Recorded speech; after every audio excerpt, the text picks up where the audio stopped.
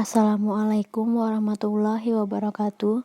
Hari ini kita kembali belajar pembelajaran daring tema 6, subtema 2, pembelajaran 1 dan 2.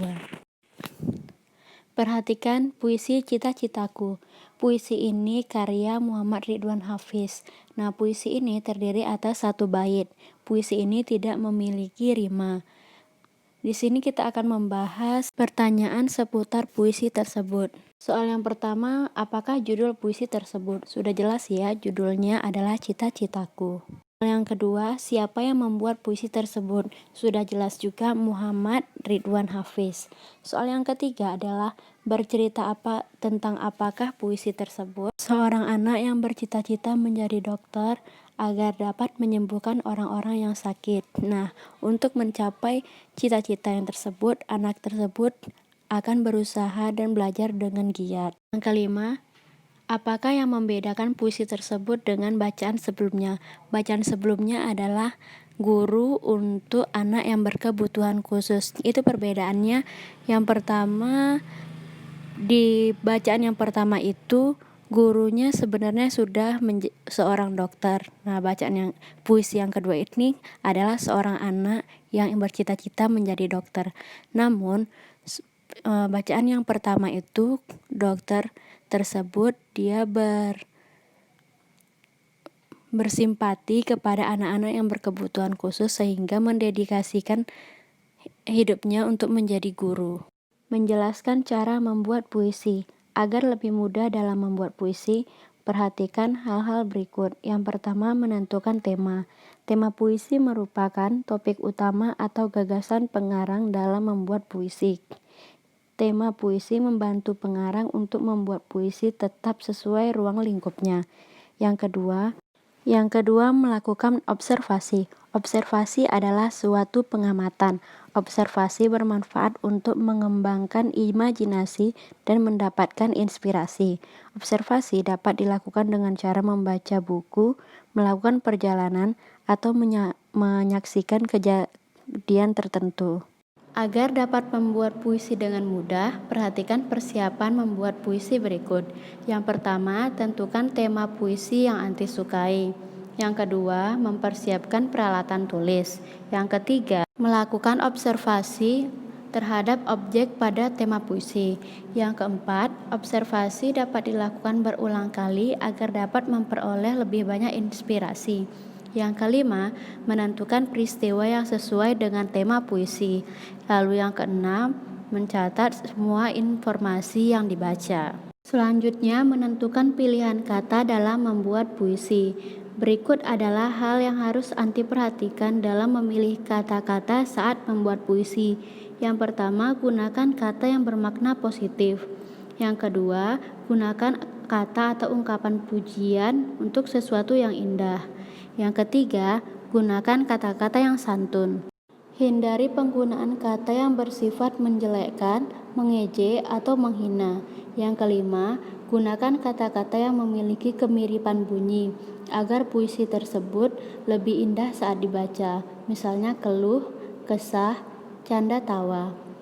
Yang keenam, gunakan perumpamaan tentang objek yang ingin kamu ceritakan.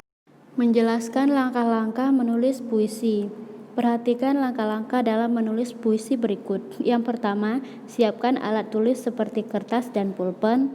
Yang kedua, tentukan tema dan judul puisi yang akan dibuat. Yang ketiga, pilihlah kata yang sesuai dengan tema puisi. Yang keempat, tuliskan puisi sesuai imajinasi dan pikiranmu. Lalu yang kelima, bacalah puisi buatanmu berulang-ulang agar mengetahui kata yang tidak sesuai. Muatan IPA membandingkan siklus hidup makhluk hidup melalui pengamatan. Ada hewan yang mengalami metamorfosis atau perubahan bentuk tubuh. Ada juga hewan yang tidak mengalami perubahan bentuk tubuh. Jadi tidak semua hewan mengalami metamorfosis.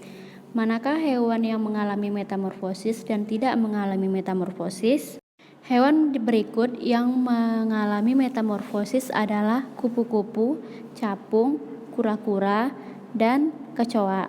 Sedangkan yang tidak mengalami metamorfosis adalah kucing dan ikan. Daur hidup kata.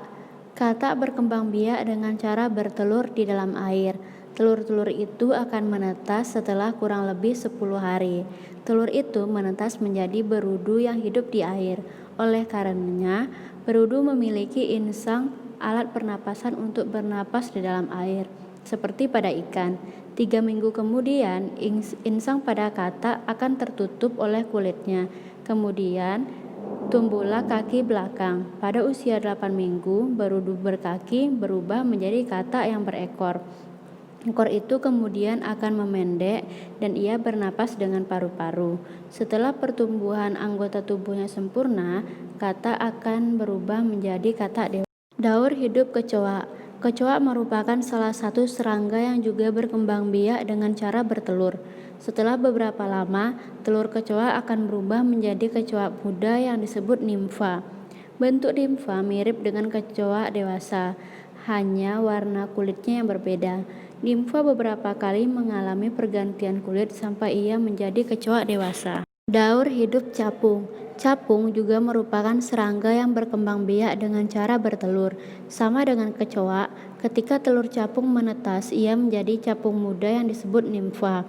Setelah kurang lebih mengalami pergantian kulit sebanyak 10 kali, capung berubah menjadi capung dewasa. Daur hidup nyamuk. Nyamuk juga termasuk jenis serangga yang berkembang biak dengan cara bertelur di permukaan air. Ketika telur menetas, ia berubah menjadi jentik-jentik atau tempoyak. Tempoyak ini akan hidup dan mendapatkan makanannya dari air yang ia tinggali. Setelah cukup umur, tempoyak ini berubah menjadi pupa. Setelah beberapa waktu, pupa akan berubah menjadi nyamuk muda, hingga nyamuk dewasa. Nyamuk muda dan dewasa tidak hidup di air. Ia akan kembali ke air ketika hendak bertelur. Muatan SBDP menjelaskan tari kreasi daerah. Tari kreasi daerah adalah tari tradisional yang gerakannya dikreasikan sesuai adat istiadat setempat. Contoh tari kreasi daerah adalah tari merak dari Jawa Barat. Selain tari merak, ada juga tari seudati dari Aceh, tari kecak dari Bali, tari ondel-ondel dari Jakarta, tari sekapur sirih dari Jambi, dan tari cakalele dari Maluku. Perhatikan keempat tari berikut. Yang pertama itu adalah tari pendet dari Bali, yang kedua ada tari piring dari Sumatera Barat, yang ketiga ada tari remo dari Jawa Timur, lalu yang keempat ada tari saman dari Aceh. Demikian pembelajaran daring kita hari ini. Kita lanjutkan pada pembelajaran daring selanjutnya. Assalamualaikum warahmatullahi wabarakatuh.